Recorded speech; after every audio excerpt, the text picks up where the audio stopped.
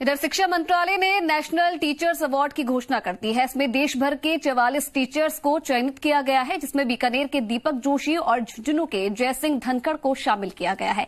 जयसिंह धनखड़ की तालीम की रोशनी से आज कई बच्चे खेलों के क्षेत्र में अपना नाम कमा रहे हैं। बेटियां अपनी मंजिल की तरफ बढ़ रही हैं। रिपोर्ट देखिए।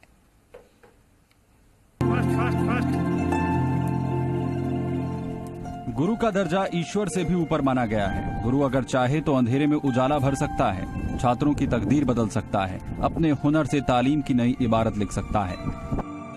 आज हम ऐसे ही गुरु से मिलवाएंगे जिन्होंने शिक्षा के साथ खेल कूद में अपनी प्रतिभा का लोहा मनवाया है। इस बार शिक्षक दिवस के मौके पर देश भर के 44 टीचर्स को चयनित किया गया है, जिसमें बीकानेर के दीपक जोशी और झुंझुनू के जयसिंह धनखड़ को शामिल किया गया है।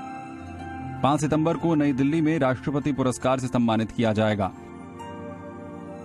ये हैं झुंझुनू के चिड़ावा में रहने वाले 48 वर्षीय वरिष्ठ शारीरिक शिक्षक जयसिंह धनखड़। इन्हें इस शिक्षा जगत के सबसे बड़े पुरस्कार के लिए चयनित किया गया है। जयसिंह धनखड़ को खेलों और शारीरिक शिक्षा के क्षेत्र में उल्लेखनीय योगदान के लिए राष्ट्रपति पुरस्कार से सम्मानित किया जाएगा। फिजिकल टीचर जयसिंह ने अपने स्कूल में ही जन सहयोग से 1 करोड़ रुपए का मैदान तैयार करवाया है। जयसिंह की मेहनत और तालीम का नतीजा है कि आज नेशनल लेवल पर उनके कई स्टूडेंट्स खेल रहे हैं। जयसिंह कहते हैं कि खेल के क्षेत्र में राजस्थान को प्रथम पंक्ति में देखने का उनका सपना है और वो उसी के लिए काम कर रहे हैं। राष्ट्रीय शिक्षक पुरस्कार के लिए चयन हुआ है और शिक्षक दिवस पर 5 सितंबर को राष्ट्रीय पुरस्कार राष्ट्रपति द्वारा दिया जाएगा। पुरस्कार समारोह दिल्ली में होता है। देव रोड में आकर न केवल 1 करोड़ रुपए की लागत का खेल मैदान तैयार करवाया, बल्कि बच्चियों को इस मैदान से जोड़ने का काम किया। पहले तो अभिभावकों ने अपनी बच्चियों को खेलने के लिए भेजने में कम रुचि दिखाई, लेकिन इसके लिए उन्होंने सबसे पहले अपनी बेटी को मैदान में उतारा और अपने साथ उसे खेल मैदान में ले जाते और प्रैक्टिस करवाते। इससे प्रभावित होकर अन्य अभिभावक भी अपनी बच्चियों को भेजना शुरू कर दिया। तब उन्होंने न केवल वॉलीबॉल बल्कि एथलेटिक्स में बालिकाओं की एक ऐसी टीम तैयार कर दी जो नेशनल तक खेल चुकी है।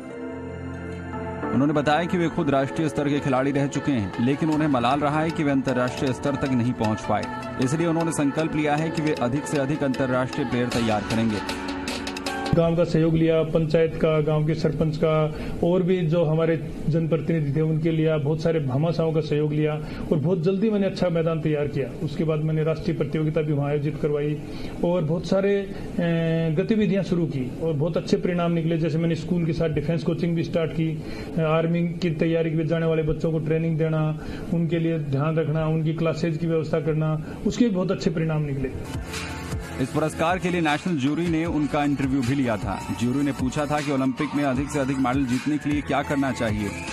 जयसिंह ने ज्यूरी को बताया कि इसके लिए ग्रास रूट से तैयारी करनी होगी, लंबी ट्रेनिंग देनी होगी, शेड्यूल तय करना होगा और डाइट पर भी ध्यान देना होगा। जयसिंह के इस जवाब को ज्यूरी ने सराहा। ओलंपिक के लिए मैंने कहा कि जब तक हम ग्रास रूट पे जो बच्चे हैं वहां से उनको तैयार करके लाएंगे, उनको सुविधाएं नहीं देंगे, उनको एक शेड्यूल्ड ट्रेनिंग नहीं देंगे, उनको एक शुरू से भोजन की एक व्यवस्था अच्छी से प्रोटीन विटामिन युक्त नहीं देंगे, तब तक बहुत अच्छे परिणाम मुश्किल है। क्योंकि लंबी ट्रेनिंग और एक शेड्यूल जब तक नहीं मिलेगा तो अंतर्राष्ट्रीय लेवल पर रिजल्ट प्राप्त करना मुश्किल है, टफ है।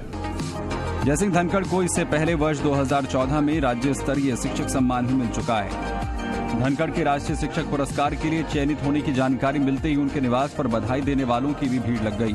उनकी इस उपलब्धि पर शिक्षा मंत्री गोविंद सिंह डोटासरा ने भी फोन कर उन्हें बधाई दी।